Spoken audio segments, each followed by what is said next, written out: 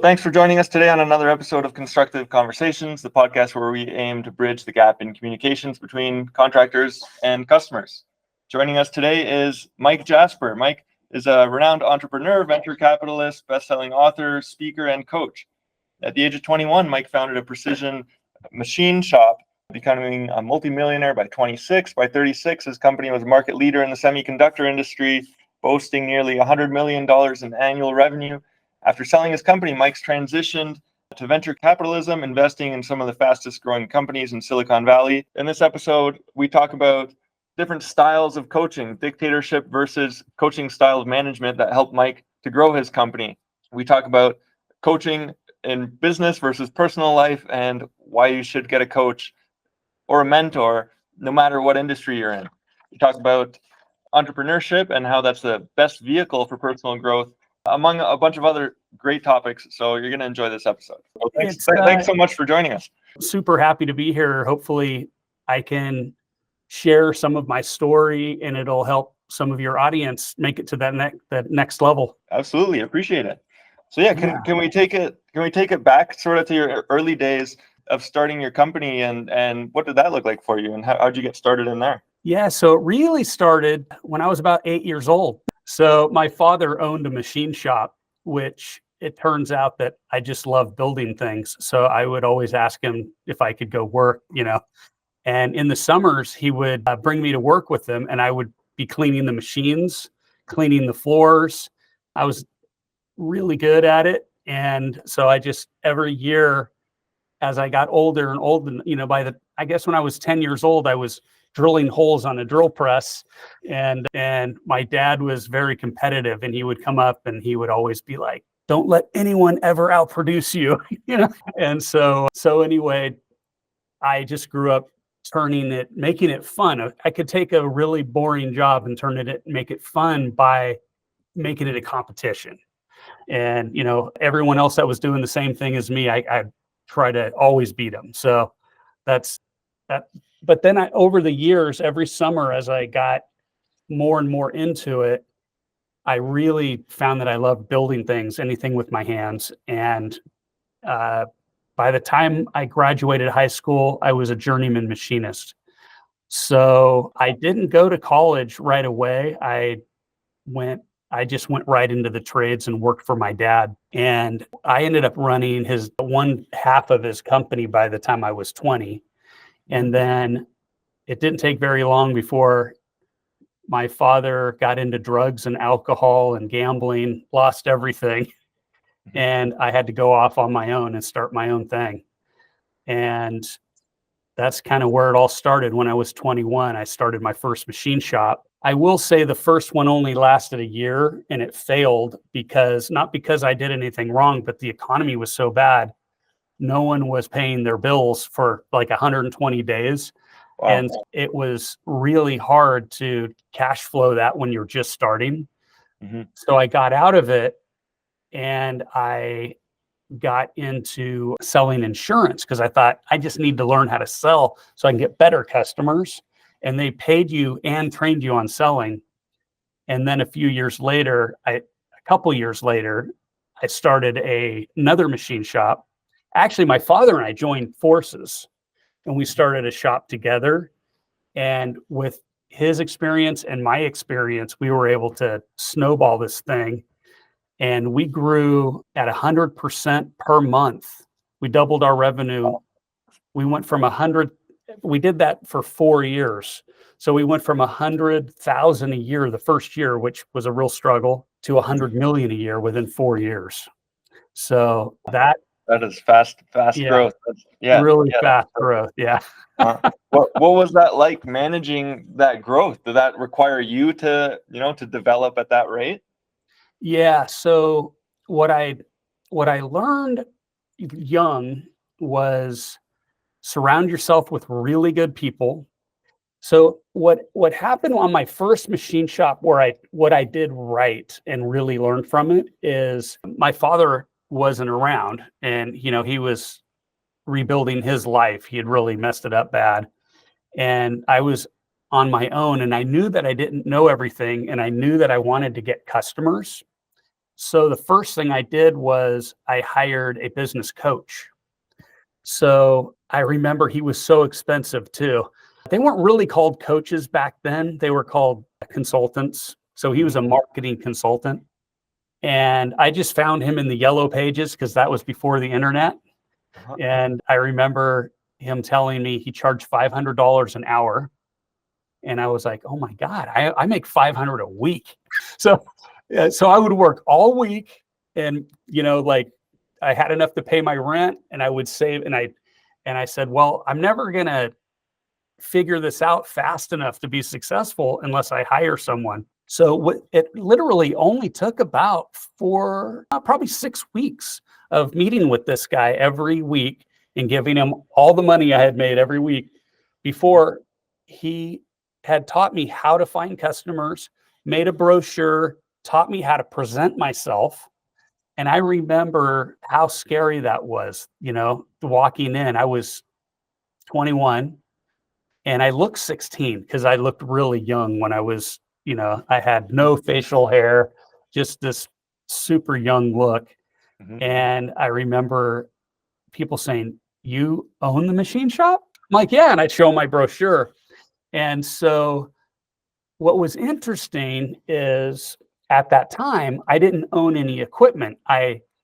What I did is I leveraged what I had around me. So I was working for a machine shop, and I made a deal with the owner. If I could use his machinists and his machine shop after work, I would set up everything and make everything, and I would make some money, and then I would put it all back how it was.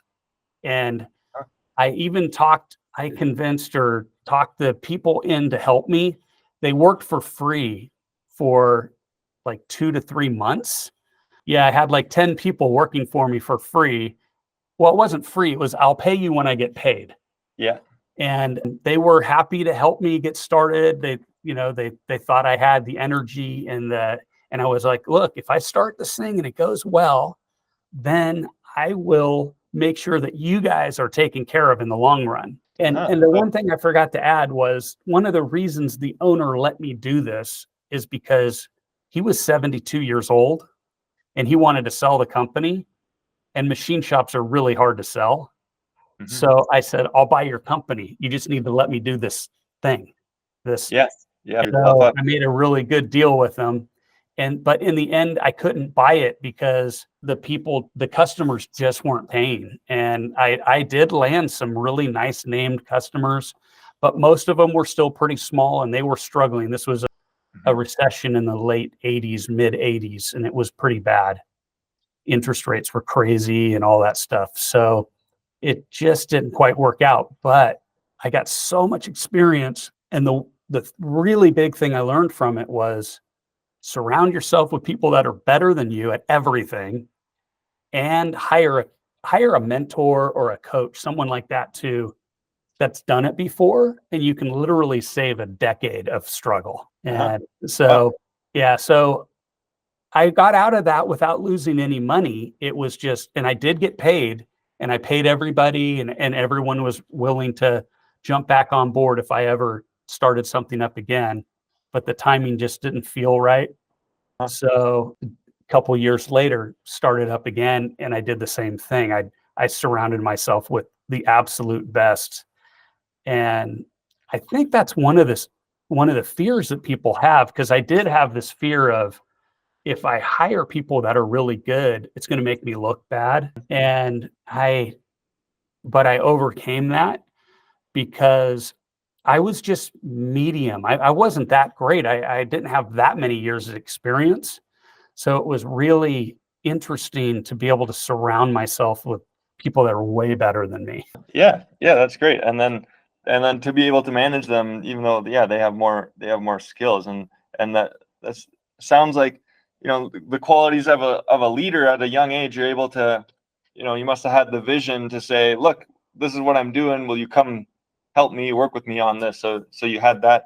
Where did that come from? Sort of that leadership skill and drive. Is that I think it was all the years in the business because I grew up around everyone was better than me since I was a little kid, but I always had an outgoing, friendly personality, but that didn't make me great at what I was doing. It's like, so I remember I had this really interesting experience where graduating high school, I came in and the machine shop was about, depending on the timing, 20 to 30 total employees.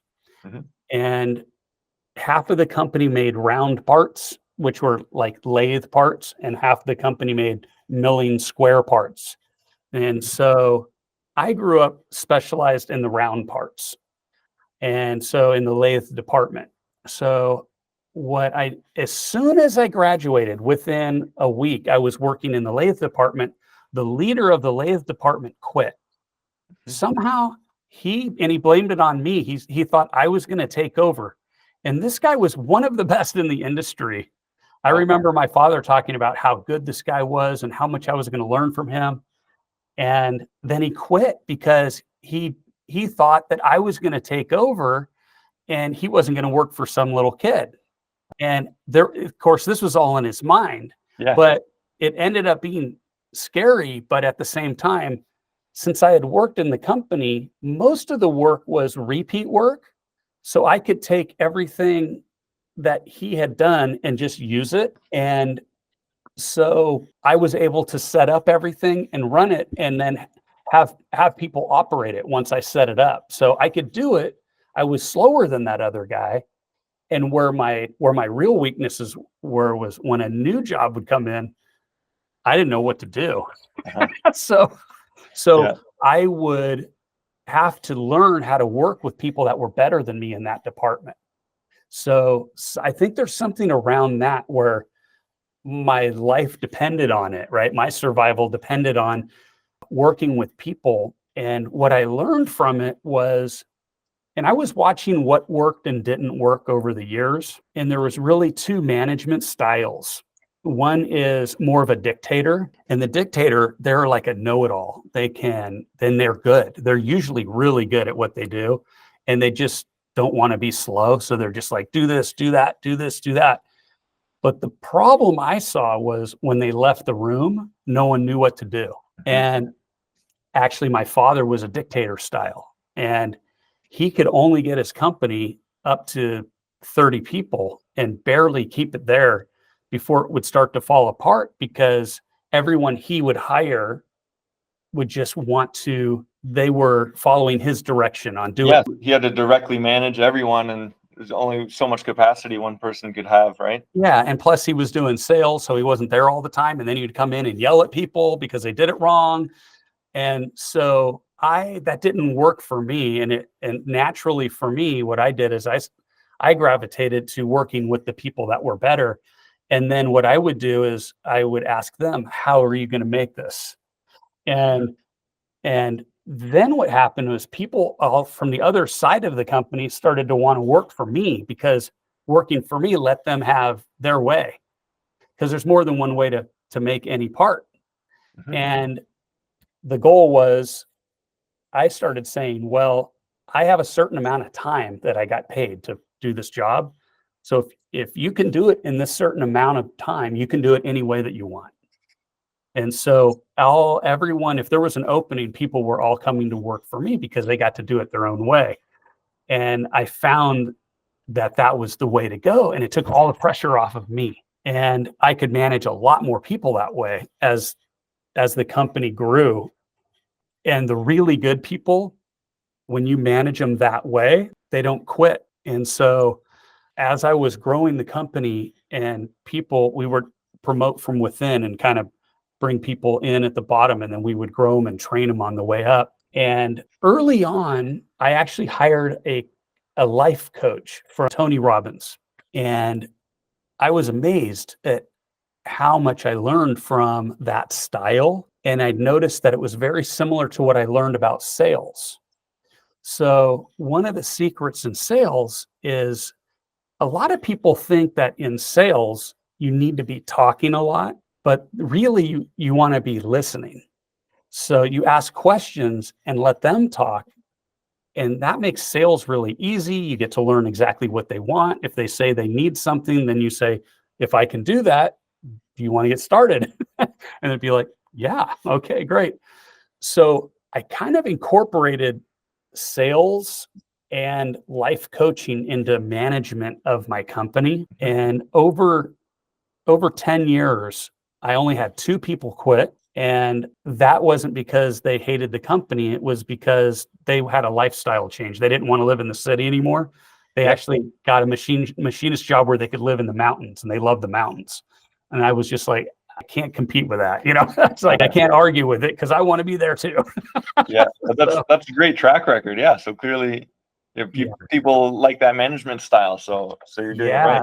And so, and I've had many companies over the years. And when I go in and I work with managers and owners, the first thing I do is I look at their style and what they're doing.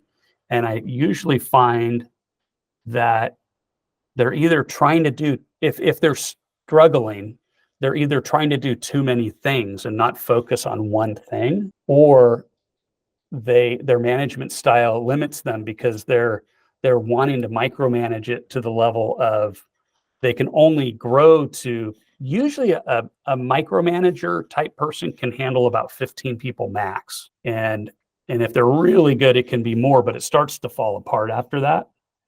So I start teaching them, or either I teach them life coaching skills or recommend hire a life coach. And you'll learn in 6 weeks, you'll learn what you need to learn from life coaching. And you'll get some moments to go, wow, this really worked for me. I can't believe it. I'm going to use this. And what I would do is work with my people and say, I would ask them, what are your goals outside of the company? What are your goals inside the company? Like I had many people that started off cleaning parts and then ended up running machines and becoming a full-blown journeyman machinist over time, because I would ask them, what do you want? And they would say, I want to run that machine over there. I'd be like, okay, we're going to make a plan to get you over there. And I mean, who wouldn't want to work for a company that helps you reach your goals? Yeah. So you have that conversation at the outset, so they know, within this company, there's space for me to grow and to get to the place they want to be. 2 things you mentioned you look for. You'll see, do they have the dictator style of management? What would you call the other one, which is like your approach? I call it a coaching style. Coaching style. Yeah. So do you find, can, the owner, whoever's running the company, can they shift from a dictator style? That's a good question. Most of them really struggle with it. Most of them really struggle. But yeah, it's pretty tough, but it really depends on what your goals are. Like a lot of people, they like their little company at 10 or 15 people, and or even smaller, and they might complain about it, but they feel safe in that space. And it's a big leap to go bigger and to release some of that. And the other way it can be done is, you don't have to be, you can do it, but it's baby steps. It's like there might be a key person that you practice with one person. It's like, oh, okay, that really worked. And then what usually happens is they'll have me coach their closest people to turn them into coaches, because that is usually the best way, because the dictator style person can handle, like, let's call it, I said up to 15, but really let's call it 7 people, but that's all the departments they really need to talk to. And if they have good managers that are trained up in the coaching style, they're going to be fine. Yeah. So I don't know that the dictator's really going to change, but he's going to recognize the benefits of it, and they'll start wanting to train the people around them. And that's when your company can grow. Yeah. So basically, if they can surround themselves with coaching style people, then they can do the management, and it'll still work. It'll still allow for growth. Yeah, exactly.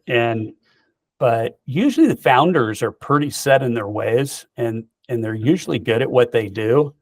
And so then they feel safe, in that space. But if they are open to do some coaching themselves and they get some benefit from it, like they have some moments, that's where it really starts to change.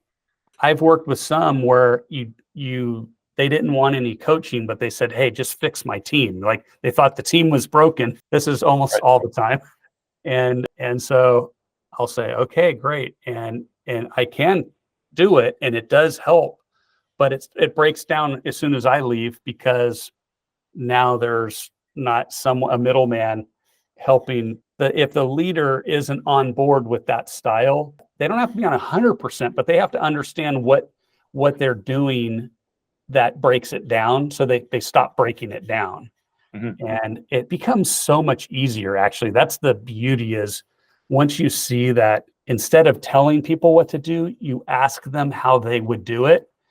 And then like, even if they're going to not get it done quite as fast, it's okay, because now they own it and they're going to try to make it work because their ego's on the line.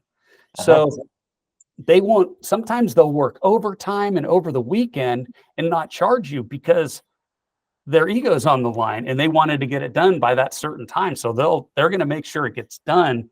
Whereas if you're telling them what to do, oh yeah, you told me what to do, I was just doing it your way. And now it's all on me. If I'm the owner and the lead, I like to put it all on other people. That makes a lot of sense. It's like teaching someone to fish. So then once they've taken ownership, they've done it themselves. Now they don't have to come to you every time and say, oh, what do I do now? Yeah. And if they get lost or they're struggling, they'll come and they'll say, hey, that's the thing. If their ego is on the line and their pride is on the line, they're going to ask other people. They're going to get it done.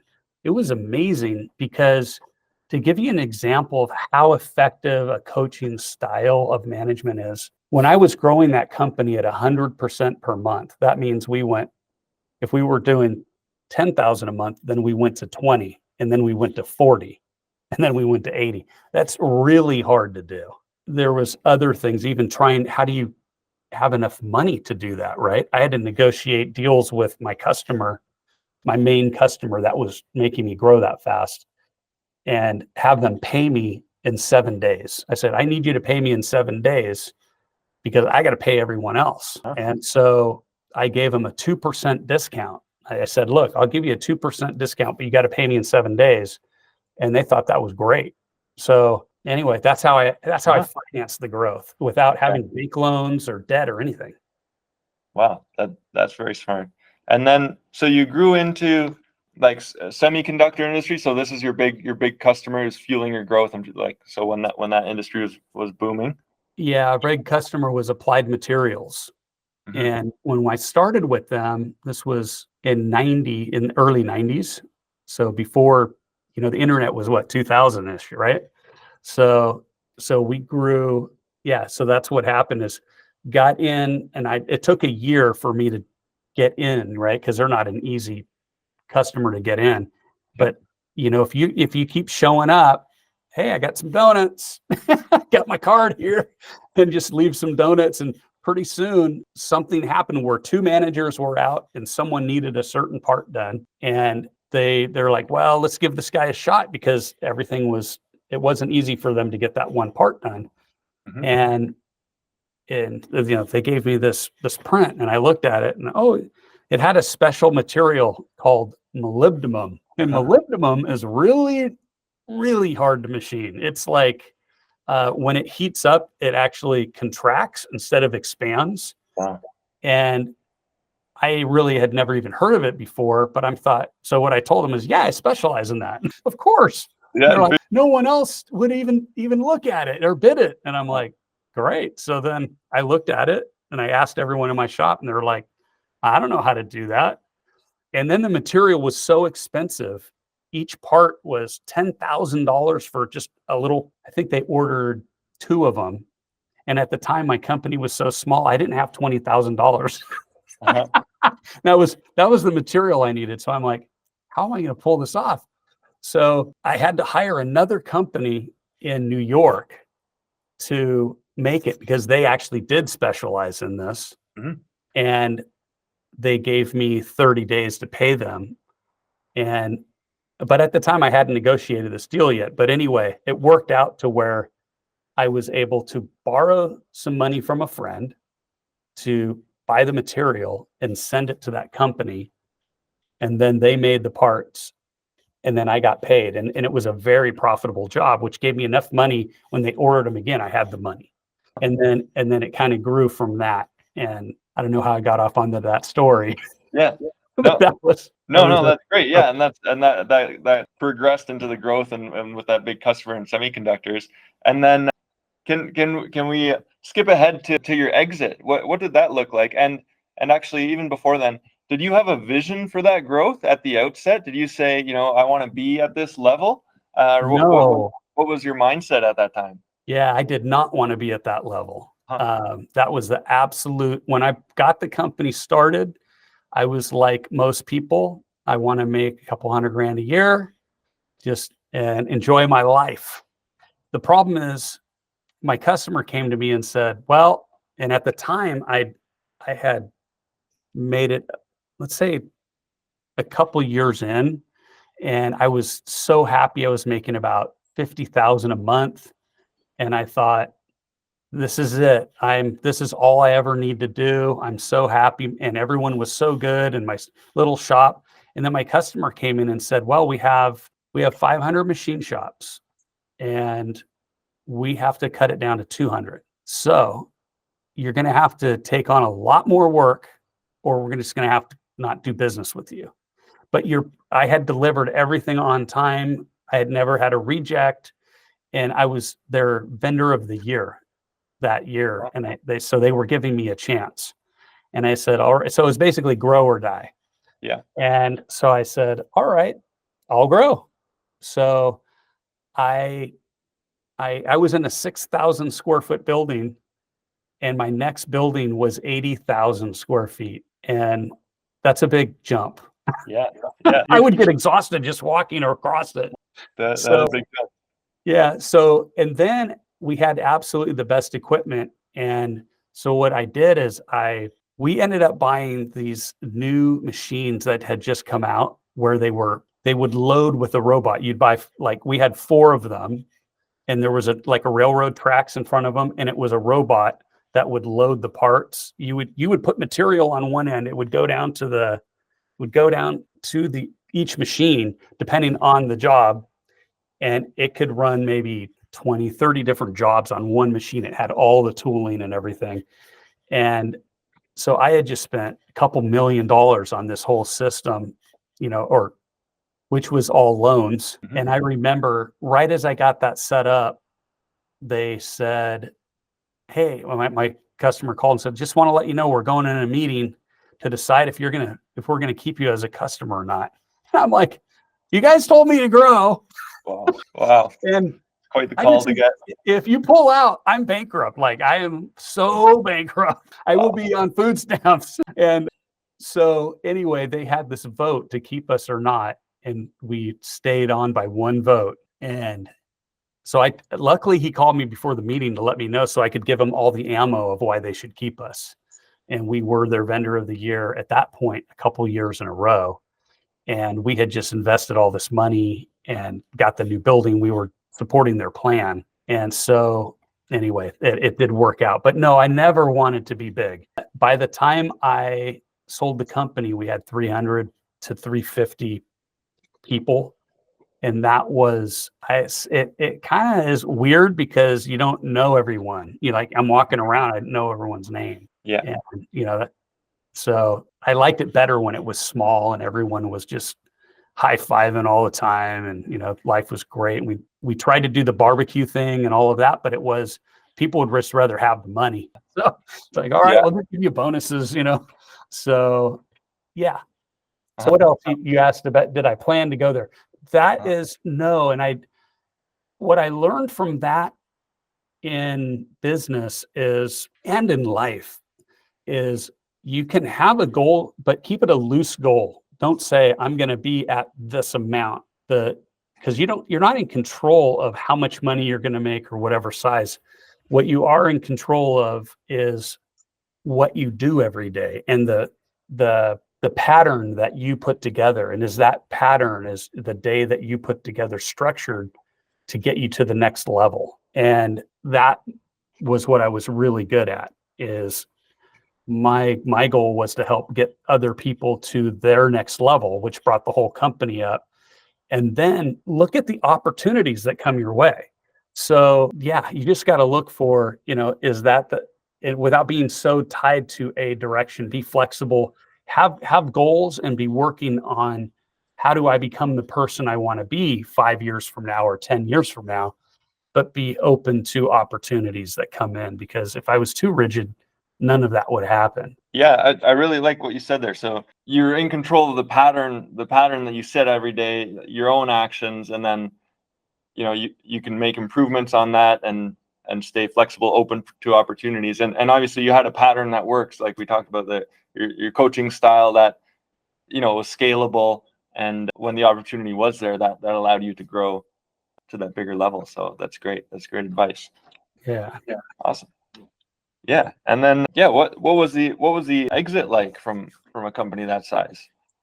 So the exit wasn't huge because it's a manufacturing business. I sold it for $55 million, but I mean, I could live on that. And then I took that to another level. But it's the beauty of the machine shop business was we got 7-year contracts. So the certain parts that we did, part of negotiating our deal was I need contracts to be able to buy machines, right? To get loans. Yeah, So big investments. Exactly. So they need to know that I'm locked in. I have a customer that's going to pay me every month. That doesn't mean they're going to live up to their agreement, because when things go bad, they don't live up to their agreements and there's nothing you can do about it. But they give you the contract, and then the contract, you are able to leverage that into growth and leverage on the loan side. And for us, we leased a lot of machines. But yeah, I ended up selling that company to a big multi-billion-dollar French company because they wanted to come in. It's called Saint-Gobain. And Saint-Gobain came in and they wanted to be in the semiconductor industry. So they wanted our contracts. So that's really was the value of my company, was getting contracts. So if any of your audience is in an industry where it's possible to get contracts, even if they're smaller ones, like, hey, we're going to use you, so much per year. If you can get contracts in your business, that's the goal, because that's the real value, what you can sell. Otherwise, we got 5 times our profit. So we made 10 million a year in profit. So and so manufacturing, that's really low multiple for the world out there. But the reality is, in manufacturing, that's pretty high. Without contracts, it's like 2x. So that's a big deal there. And then I got paid cash with, as long as the contract stayed in place. I think 5 million of the 55 got paid out over the next couple of years. They just had to make sure that they were going to get paid from those contracts, and that there was no fraud, because if they had to sue me, they wanted that extra 5 million to come back and come after me. But actually, that was a great exit for me. Yeah, nice. And now fast forward. Can you tell me about what you're doing now? Yeah, so I will say the next thing that happened after that is I started working with people that were very wealthy, billionaires. I had been surrounding myself with great people. So then I started investing in companies where my partners were really, really good at what they did. So I just wanted to share this with your audience, is where it ends up going. The best of the best in business are really fascinating, because they end up knowing, when they start a company, like, they already know who they're going to sell it to and how much they're going to sell it for. 3 potential buyers. And this was all foreign to me, that you could be this precise in what you're doing. Now, it doesn't work 100% of the time, but that's when they go in, that's their whole vision. They don't go in saying, oh, I just want to make a living and make my 100 grand a year. They're like, nah, need to make at least 100 million on this deal. So I got to solve a big problem for a big company. And I thought that was really fascinating, to work with people like that and sit in those meetings. And so The reason I think that's interesting at any level is because to know, for me, on being an entrepreneur it's about personal growth. It's everything that we learn along the way. We start off like struggling to make $100,000 a year or just keep the doors open, right? My first year, I paid myself minimum wage. I was paying everyone around me more than I was paying myself, but I knew in the end it would work out, or I had faith that it would. Yeah. And so just knowing that this is a personal growth journey. Whereas if we just work for someone else, we can kind of be done with our journey. You can get a good union job or a good job that pays the bills and be done. Or sometimes we get a job that pays too much. It's like, there's no way I can quit this job. I'm doing too well. I hate the job. I hate going to work, but I'm making so much money. But it's kind of ending your personal growth. So I look at being an entrepreneur as, how far can I take this? And there's been many years actually, because after I sold the company and I was doing these startups, I'm talking from my experience where I stopped growing. It was like I would invest, some of them would do great, some of them would be 100% loss. But I wasn't running it. I wasn't in there making it happen, and my growth completely stopped.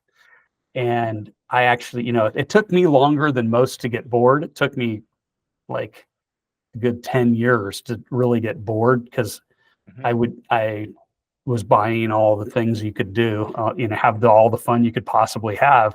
But in the end, if you're not growing, that stuff becomes boring. I know it sounds ridiculous, but like, you can only ride so many mountain bike paths, or, you're driving a boat, and after a while you're like, it's okay, this is really fun, but now it's not fun because I've been driving it up and down the coast or in the bay and to lakes, and I've done it all, but I'm not growing.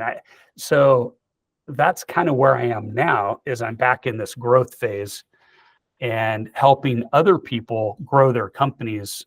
And I know I had been helping parents and helping younger entrepreneurs. That was usually parents where they were struggling with their teens. And what I found was, if you lose your vision or you don't have a big dream to shoot for, you go off the rails, especially when you're young. I did. There was a point where I wasn't going towards business. I was just going the wrong direction, hanging out with the wrong people, and my life could have been totally different. And I remember one day saying, I wonder if I really tried what I could do. And that was kind of the pivotal moment where I'm going to go for it. And so I'm just with your audience, you're talking about people that are trying to grow, and what is that about? I just want to let them know that this is the best life you can have, even if the company doesn't work. I don't call it a failure. I call it a learning experience. And everything you learn from that, you bring to the next thing.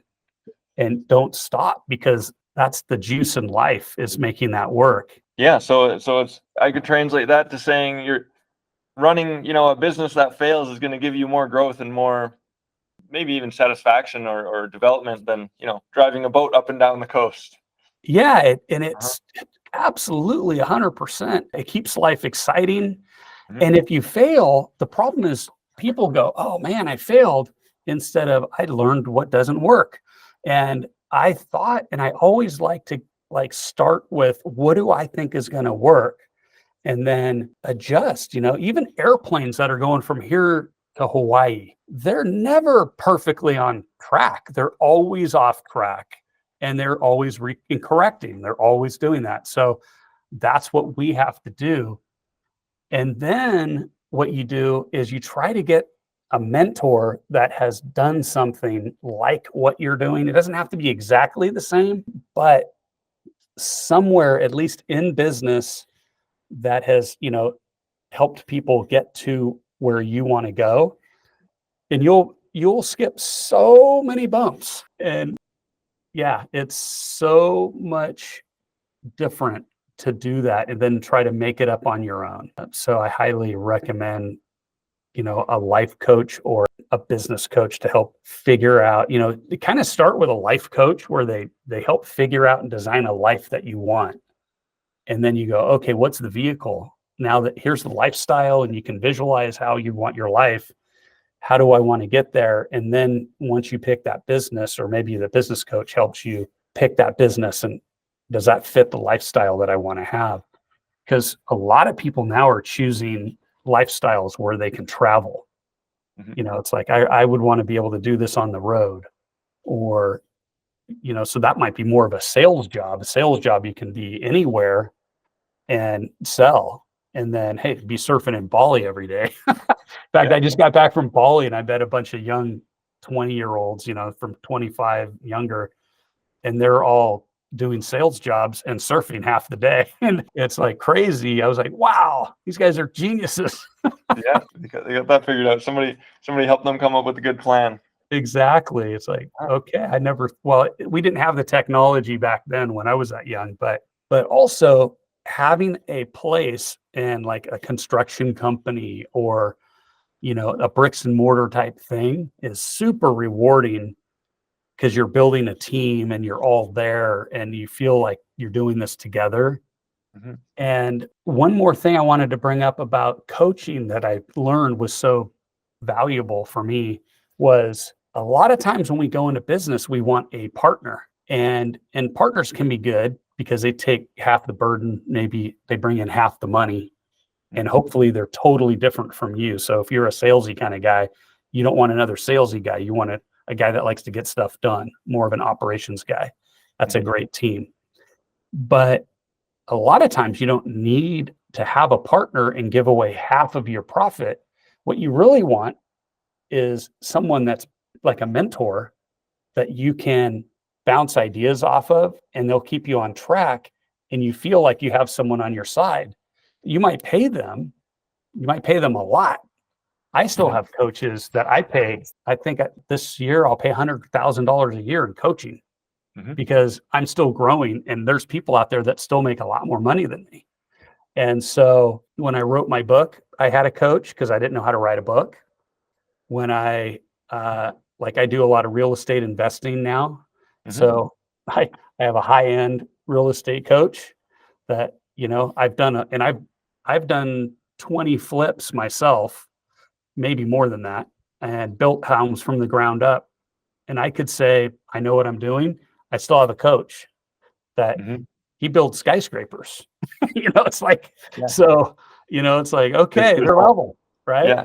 And so I'm just throwing it out there so people know that even when you get there and the other thing that was really interesting was a book that someone introduced to me. He was a billionaire, and he introduced me to this book. It was called The $1 Trillion Coach.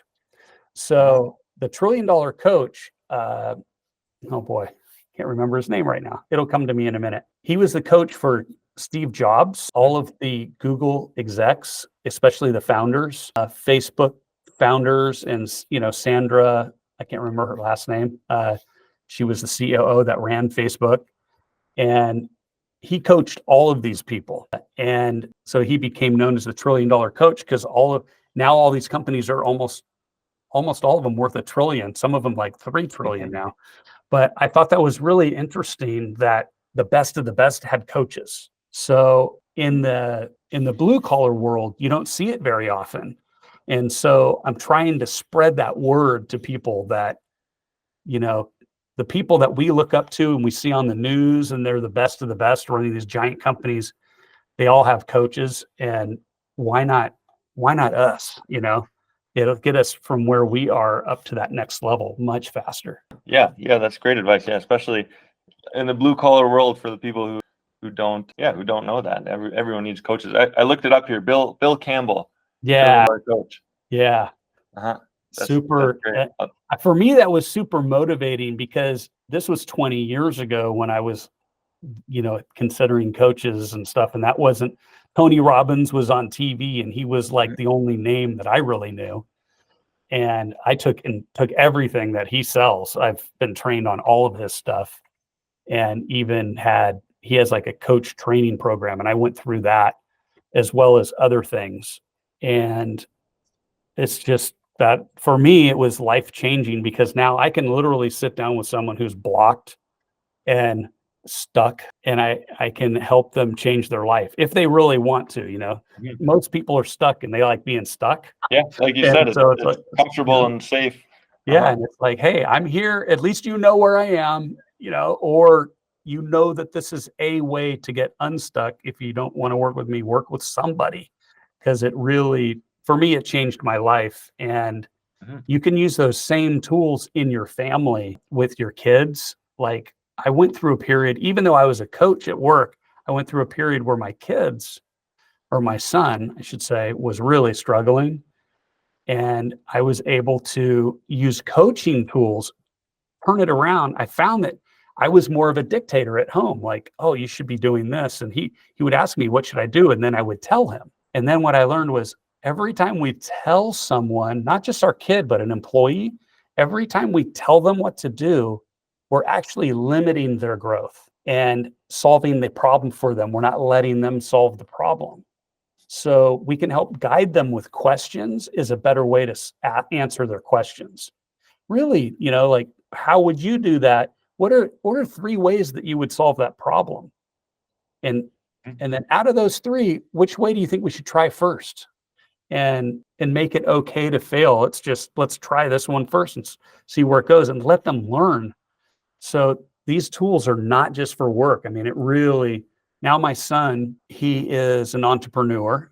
He's 24 and he just started a demo company. So they do demolition and hauling. And he started with pressure washing because I didn't give him money. I have money. And when I've given him money in the past for things, it just ruined him. It was, and he felt like I gave it to him. He didn't earn it. So I told him, I can't give you money going forward, but Huh. I can coach you. And so anyway, he lets me coach him. We meet at least once a week. And he had a power washing business and now they're into hauling and demo. And they just hired their first guy that has 30 years experience. Because I told them, you need to get someone around you that knows their stuff. And now you can say, and you can advertise, we have 30 years experience instead of saying we have 3 months experience. Yeah, yeah, that's very good advice. Yeah. So Like he's like you off said at and the beginning. rolling. And I think Uh-huh. he's making like $10,000 a week. He's only been in business for 3 months. Wow. So it's like, that's just That's the great. beginning because next month he's booked. He's got one pool and stuff that he's taken out, and it's like 100 grand, and that'll take him a week. So I mean, this thing's going to snowball really fast because Mhm. he's surrounding himself with really good people. Yeah, and he's got a great coach. Yeah, Uh-huh. yeah. Uh, I hope. I hope I don't run him into yeah, the ground. yeah. It sounds like it from his results. Yeah, That's awesome. And then yeah. we'll get towards the end here. One more question. What are you looking forward to in the future? So what do you have coming up that's exciting? Yeah. So the biggest thing I have going right now is I was an early investor in a company called the Diamond Foundry. Mhm. So it was three guys when I invested, and now they're like the largest lab grown diamond company in the world. And Mhm. so very excited about that. We're building a $250 million facility in Spain, or actually the facility is bigger and more expensive than that, but Spain gave us 250 million to build it there. Wow. And that's the and what's funny is it started off, I thought it was going to be cutting tools for the like dirty diamonds, but their Uh-huh. technology got so good that it turned into jewelry. Now the jewelry is the market leader. They make like $500 million a year or some crazy number in Mhm. jewelry. But it turns out that diamond is one of the best like a heat sink. Mhm. And we bond that to computer chips. So we, like a credit card, we can make our diamonds any shape and we just bond Huh. it to it. We working with NVIDIA right now, making their computer chips. So when you put a heat sink on the chip, it levels out the heat so there's no hot spots. Mhm. And now they can run 3 times faster and have no heat problems that break down the chip. So that's my like that'll be a big home run when that'll Yeah, sell in the next few huge, years. Huge Yeah. opportunity there. Yeah, some Yeah. diamond cooling. And so next gen of cards is going to be diamond cooled. That's very Yeah. cool. And the next thing is they're already working on it and have it working, but they haven't had the whole process. But diamond computer chips are like 20,000 times faster than silicon. So they're making the next computer chips. Wow. So I started off in the machine shop business making computer chip or the machines that make computer chips. And now we're making the computer chips. So it's kind of weird. I didn't plan it that way. Like I told you, I didn't even know that was going to go that way, but it was a good opportunity that I felt it was worth the risk. And now I just own a small percentage of the company. I own like 1% of it, but 1% or even less, a little less than that. But that's still a big number when these companies are worth many billions. Yeah. So Very exciting. Yeah. That's exciting. The other thing that's exciting for me that I'm personally working on is I think I'm transitioning back into coaching for businesses because I've had so much fun coaching my son and his partner on their business. And potentially they might even bring me in and I might just help them snowball this thing into just being just a giant company because I'm just having so much fun with them on it. So could be coaching or it could just help my son grow this giant company. Hey man, I'll drive trucks for you, whatever you want. Yeah, no, that's great to get to work with your son. Yeah, definitely. But if anyone in your audience wants to work with me, we'll figure that out. But it's really my main message is if it's not me, that is like finding a mentor is really important. Yeah, great message. So Mike, where can people reach you? Can you share your website? Yeah, my website is mike-jasper.com. I'll just put out my email. So if you want to reach me, just email me at mikejasper430@gmail.com. Perfect. Thanks. We'll have that in the show notes and people can reach out through your website. Mike, thanks so much for coming on and sharing your wisdom. I really appreciate it. It's great to have you. It was great to be here and hopefully it's a little entertaining for people and learn something. Definitely. Thanks again. All right. Thank you.